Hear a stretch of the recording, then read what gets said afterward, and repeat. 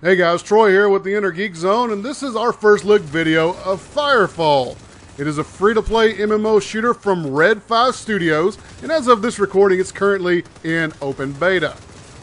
Now this is a game that my friends and I are currently spending quite a bit of time in, and I will have to say that we're definitely enjoying our experience in Firefall. So we're going to take a look at some of the basic features of the game and give you sort of an overview of what Firefall's about and what you can expect when you're first getting into the game. Now, as I said, this game is currently in open beta, so anybody can get in and try the game for themselves. All you got to do to download the game is head over to firefallthegame.com, download the client, then you can get in and try it for free. We'll include a link in the description below. Firefall does feature PvP content, but it also does have a whole lot of PvE content, so you don't have to worry about that if you're not a PvP person. Now, gameplay-wise, the game is much more of a sandbox than any sort of on-rails theme park. So you're definitely left to have your own goals, get out in the world, do what you want to do, adventure, explore, and quest around, and you don't really have a lot of quests to sort of hold your hand and make your way through the game. With that being said, one of your main goals in the game is going to be adventure around and collect resources and crafting materials in order to craft better gear for yourself to progress your battle frames and improve. Now, all you've got to do to find an event to participate in is open your map and look for what's happening out in the world. There are all kinds of different events. There are Ares missions, which have different goals, including running in, obtaining an objective, and running it back out to an Arc Porter. There's also different things going on like invasions and incursions, so there's plenty to do out in the world. There are constantly events happening all across the map, so all you got to do is set your waypoint, head in a direction, and you're sure to run into some adventure.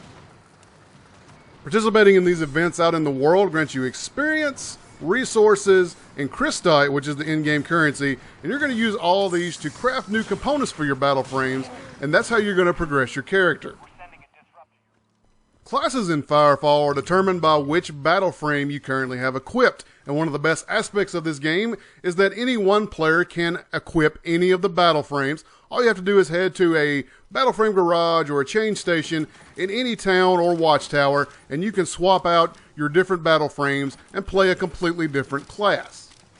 There are currently 15 different battle frames in Firefall, and those are broken into 5 different types that each have 3 different variations.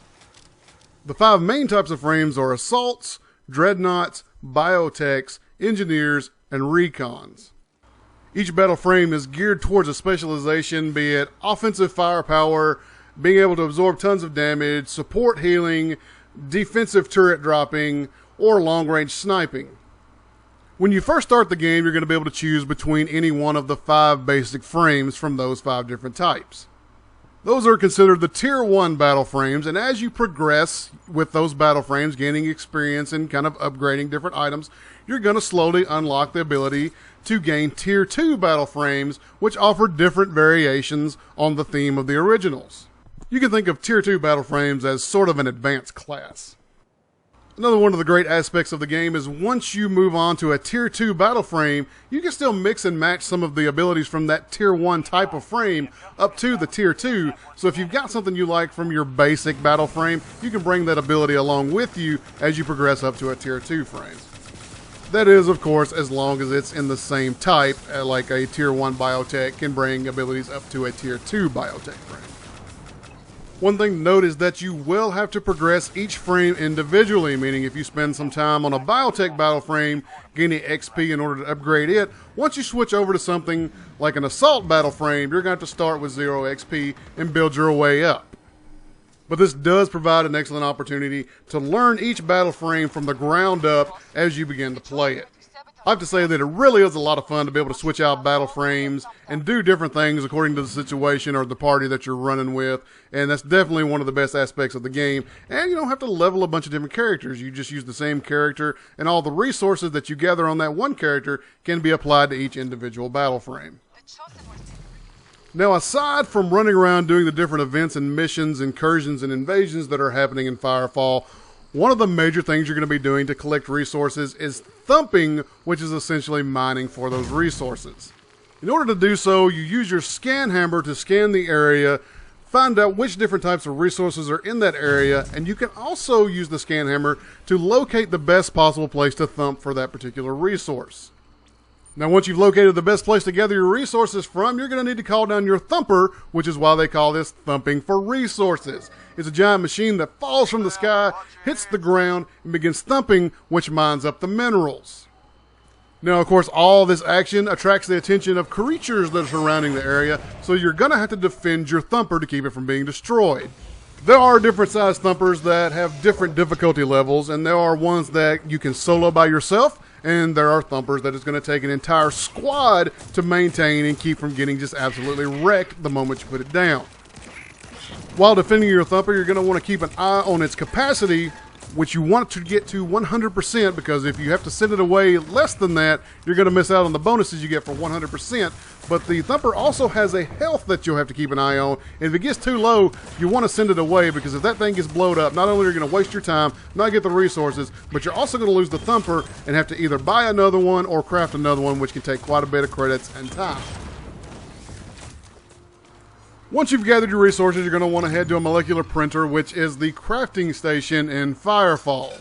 The first thing you're going to have to do is refine the resources you've gathered. You can't use any raw resources to craft anything. They have to go through a refining process first.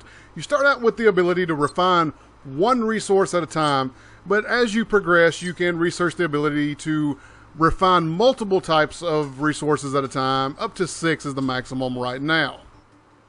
Once you've got your resources refined, you're going to want to research blueprints to be able to create new items. You can research things like improved abilities for individual battle frames, plating components of those battle frames, new thumpers, mission items, and even a vehicle can be crafted from inside this window.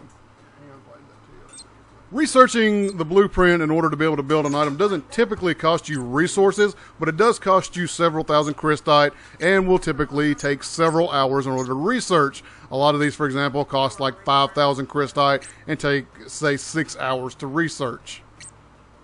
Once you've researched an item, you go to the Build tab in order to create it. Here you use different resources as well as purchasable crafting items to create whatever upgrade it is that you're trying to get. Resources and purchase crafting components all have different item levels, and the higher level resource or crafting component you use, the higher level the component it creates is going to be. So if you're using mediocre green level resources to create an item, you're probably going to end up with a mediocre green level component. But if you're using high-end blue resources, you're probably going to end up with a better high-end blue component. When building a large upgrade, the small components that compose that big item only take a few seconds to create a piece, but once you get to the actual manufacturing of the main item that you're trying to build, it is going to take some time in order to complete that. The good news is you've got 2 workbench slots here, so you can have 2 different things going on at any one time, and if these things have a long time period on them, you can just exit out of this, walk away, log out, or play, and then just come back whenever the item is completed, and then just pick it up out of the window. Once you've completed and claimed an item from the molecular printer, you're going to want to head over to a battle frame garage. This is where you manage all your different battle frames, including the abilities and upgrades in that battle frame, and this is where you equip and change out your different loadouts for your battle frames and decide which equipment you're going to use and which abilities you're going to be using on each battle frame.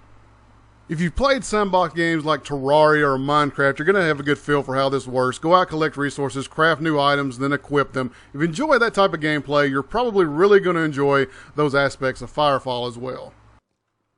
Seeing as how Firefall is a free-to-play game, it of course does have a cash shop.